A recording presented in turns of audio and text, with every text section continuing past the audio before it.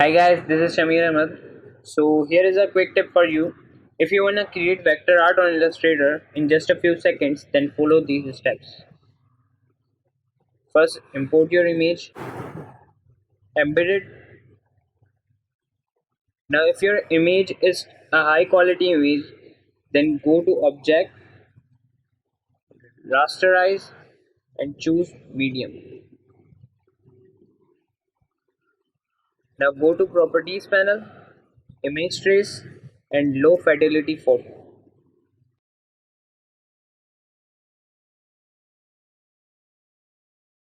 Here you have it. Now just expand it